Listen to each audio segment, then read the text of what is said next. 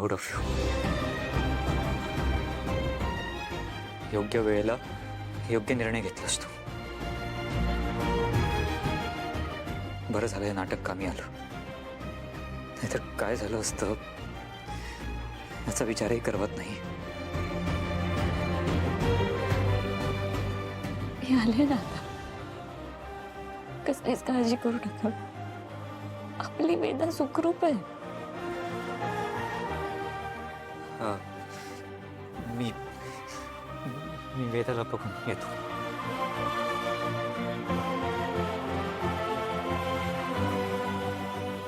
मीरा, वेदा बरी आहे ना?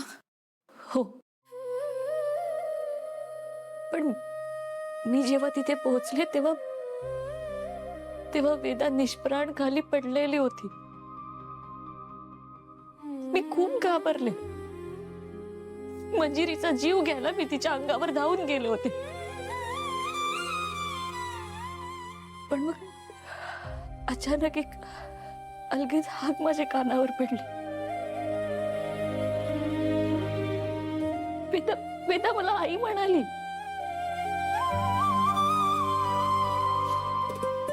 मी तिची हाक ऐकली आणि सगळं विसरून गेले.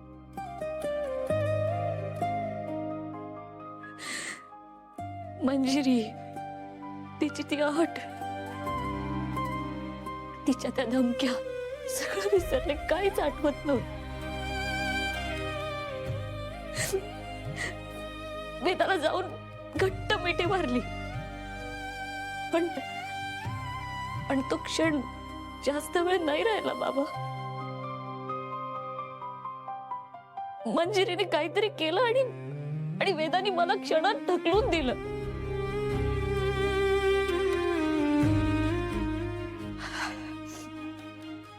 पण ठीक आहे, आपली वेदा सुरक्षित आहे.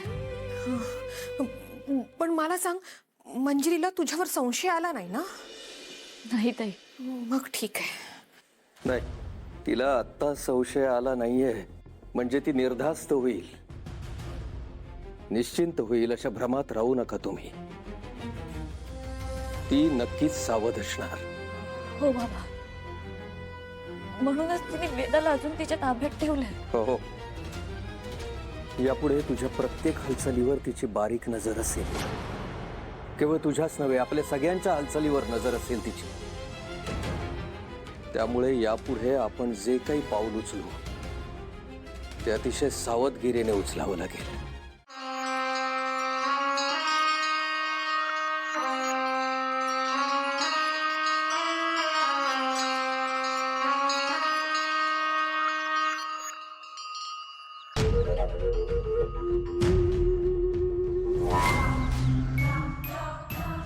ओम ह्रीं क्लीं चामुंडायै विच्चे.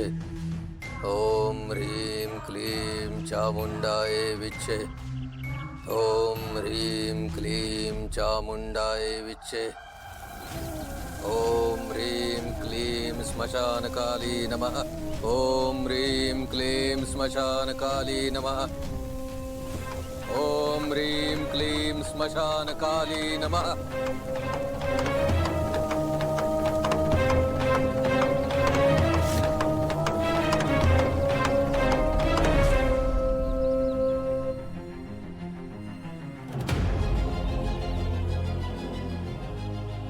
आली, चेटकिणीच्या अंताची वेळ जवळ आली.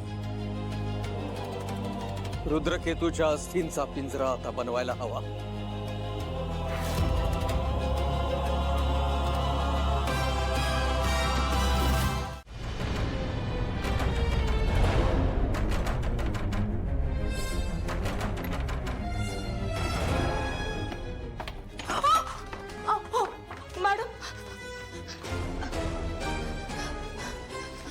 चोरून बोलणं ऐकत होतीस माझं? नाही नाही नाही नाही, मी आत्ता आले. आत्ता आले म्हणजे तुम्ही यायला आणि मी तिथून म्हणजे तुमचा काहीतरी गैरसमज होतोय. काय काम होतं?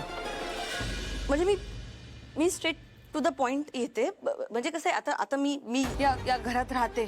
टेक्निकली मी तुमच्या तुमच्या टीम मध्ये सुद्धा आहे. पण पण मुळात जे जे सध्या दिसतंय आणि जे घडतंय या दोन वेगळ्या गोष्टी आहेत ना. म्हणजे मला फक्त तुम्हाला इतकंच सांगायचंय की मला अंधारात ठेवू नका असं बोलायचं. त्याची काही गरज नाहीये माया.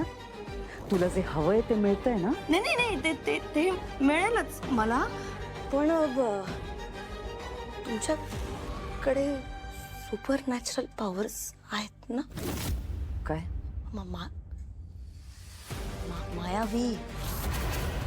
मायावी पॉवर्स आहेत ना. तर म्हणजे मला मिळेल. नाही तुमच्या एवढी मोठी नाही. तुमच्या इतकी पॉवरफुल नाही. छोटीशी म्हणजे बँक लुटायची असेल तर, किंवा मला पैसे हवे असतील, किंवा मला लॉकर फोडायचं असेल, किंवा मला लोकांकडून पैसे घ्यायचे असतील आणि बिकॉज ऑफ दिस पॉवर मी त्यांच्या डोळ्यावर एक असा पडदा टाकू शकेन. तर म्हणजे शक्ती म्हणजे खेळणं आहे का तुझ्यासाठी? हा, चोरी करायला, बँक लुटायला, लॉकर फोडायला हवी आहे तुला शक्ती? काय ग? नाही म्हणजे प्रॅक्टिकल डिमांड आहे. शक्ती ग्रहण करायला पात्रता लागते, तपश्चर्या करावी लागते, रक्त जाळावं लागतं, जन्मोजन्मींची किंमत मोजावी लागते, तेव्हा कुठे जाऊन शक्ती मिळते. आणि तुझी ना हे सगळे शब्द बोलायची लायकी सुद्धा नाहीये. पुन्हा जर का हे विचार माझ्या समोर मांडलेस ना तर इथेच संपेन मी तुला. कळलं? चल निघ. मी म्हंटल ना निघ. चल.